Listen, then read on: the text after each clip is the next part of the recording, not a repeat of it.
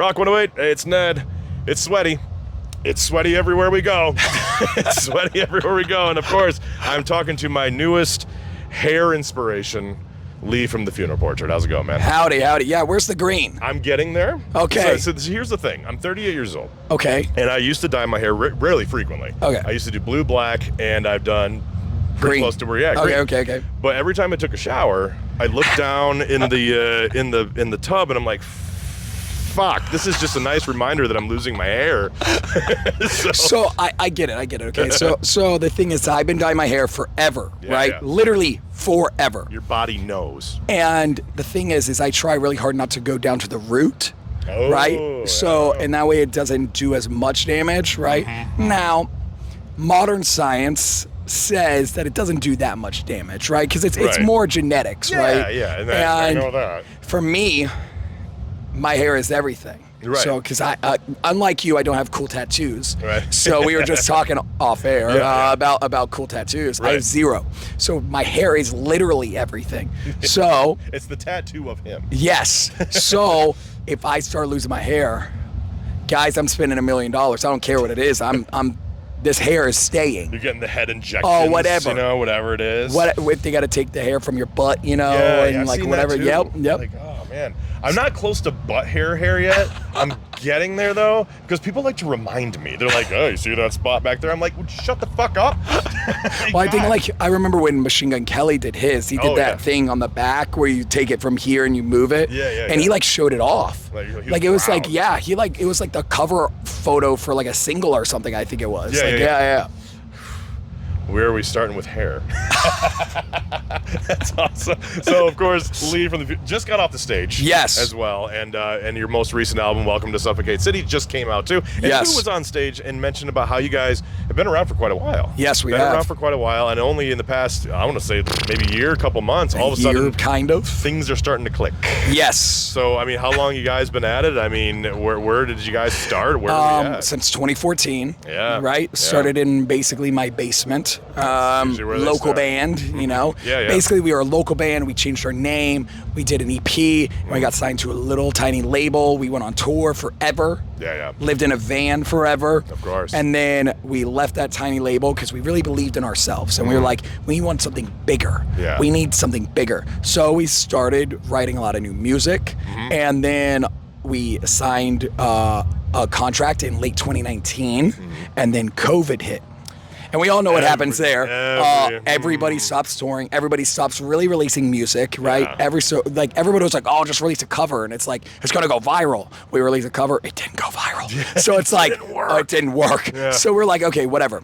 Who cares? Yeah. Just, for us, we just finished the record during that time, and then as soon as everything opened up, we were able to release a song. The first song was called Voodoo Doll, and I took it to social media and I just doubled down. And I found a really cool core fan base through social media. It wasn't huge, Right. but it was big enough to start touring again. So we started touring again, and it would draw more and more and more. And then we really worked on our show during that time too. Yeah. We really found who we are, Right. Again, I don't think I would have ever done an interview pre-COVID Right. with flame shorts, a cold leader shirt, and hard eye glasses. But now I'm not afraid to just be myself. Oh, dude. I know that feeling. And that's it. Yeah. And I was just sitting in like the corn bin over there. Yeah. Which you'll see in other interviews. I just kind of looked at myself and I'm like, you know what? At 38 years old, dude, like I'm gonna be dressing like this forever. Yes. I'm just comfortable. Yes. I don't need to put on a collared shirt. No. I don't need to have a polo that says I'm a dad. That kind of shit. You get to that point. where Yes. It's just like I don't care anymore. No. I don't care. I don't either. The thing is it's one of those things that it's like, we did Download Fest right in the UK. That was our first time ever going over there, and all the artists Talk about that a were big in, one this yeah, time. it was crazy. It was insane. Okay, and there was a lot of people there too. It was crazy. Yeah. But long story short, we're in the artists area / media area, which over there, I'm talking like 70 tables worth of people, and you just go boo, da, boo, da, boo, da, boo, da, boo, da, boo. And all the artists are like super dressed up and like in their outfits and stuff. And of course, we are a theatrical band. We have an outfit on stage. Oh, sure, yeah. But that's the stage fit. It's the funeral portrait when I'm up there on that. Not for interviews. On interviews, I am me. I am Lee Jennings. Same with going to try and meet people. I am Lee Jennings, right? So all of the people doing press was like, you can't miss you a mile away. I had like a Dragon t-shirt on, my flame shorts, crazy shoes on. That's him. That's Lee Jennings. And it works though, because it's just who I am. Right. It sets you apart. I mean, be the best you. Yes. Be the best 1000%. you, man. I mean, God, we all have like this general idea of like, well, this is how we have to be. It's like, you don't have to be that way. Nope. It sounds boring. Yes. I've always felt, and this is a pretty obvious thing among many things, like normal's boring, dude. Yes. I'm so tired of normal. And Yep. and to kind of go with that in the social media world, because that's how you really kind of started grabbing on and generating in there. That's what set you apart. 1000%. And I've noticed that with, let's just quote unquote younger bands. Yeah. You can't discount TikTok. No. You can't, and Instagram and all that.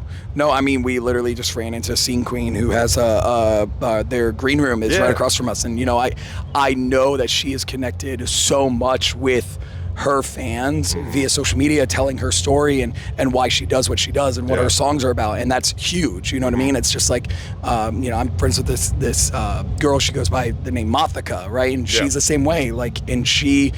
If it wasn't for TikTok, if it wasn't for social media, she couldn't tell her story or what her songs are about. And that's so important. For us, I am very blessed, our band's very blessed, to be able to do twice, right? So we can do it on stage. I can tell you what the songs are about, what we're about. I could do it during interviews, and I could go to social media. A lot of artists don't get that opportunity. They don't get to the tours that we get. They don't get the interviews that we get, or whatever it is. So you got to just kind of get what you take and just tell who you are. Yeah. I can tell from your personality and everything how grateful you are.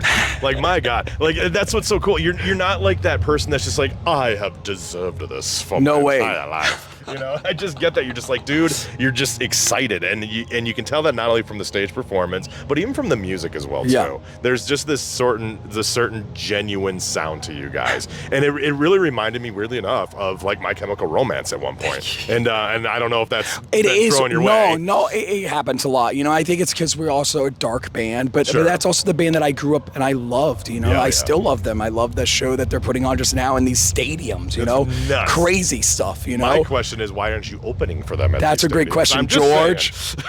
Did you hear that one? Our manager is over there off camera. It's crazy because that is a cool. I think bands like that, those legacy acts, they don't need any up and coming. They don't need anything. They want to just book their friends now, or they want to book bands like the Violent Femmes open or something. You know what I mean? Like they have like Devo opening tonight, I think. Oh, that's right. You know what I mean? It's like I don't blame them for picking Devo. I mean, that's a cool idea. I think and Evanescence is opening in Florida for them. And it's like, that's such a cool idea to have a different opener every night and just make it unique and different. And I think about that because that would be a dream come true. I was about to say, because that's a great opportunity for one of those bands to like, hey, give them the chance. Yes. Everyone knows who Evanescence and Devo are. I know. No offense to you guys. I know. But. And they did that. They did that a lot with their last tour, because I saw that tour twice. Yeah. They picked a lot of weird stuff. That they had like a black metal band open for them, and I was like, this is unique. Yes, it was literally like that. And then in but in Nashville they had Turnstile. Who is literally one of the biggest bands in music right now. I don't want even to say rock. We all know that name. So yes, I know. Right. So it's like, it's one of those things that it's like, I think they are handpicking what they like because they finally can too. I'm sure there's no one whispering in their ear being like, take the band, take this band because they're about to blow up, or take this band because they have a #1 single. Because a lot of bands, including us, when we do headlining shows and stuff, we have lots of emails to go through that's like, take this band, Sure, yeah. Which I'm sure, because we get that too, like, hey, have you heard this band? Or have you heard this? And it's like, oh my gosh, I have like a whole area of my email that's just band submissions. Yes. And that's cool, and that's great. Please keep doing it, because I'm you never know. Something. Yeah, you never know, man. So going off of that too, obviously the newest album out, Suffocate City. Yes. So what's next? I mean, obviously you got the album that just came out. It's fresh on the key. Touring. But touring. Lots of touring. So we're on tour this year for 290 days. And then early next year, we're going to do go back in the studio because we're going to take a tiny break, as in 2 months.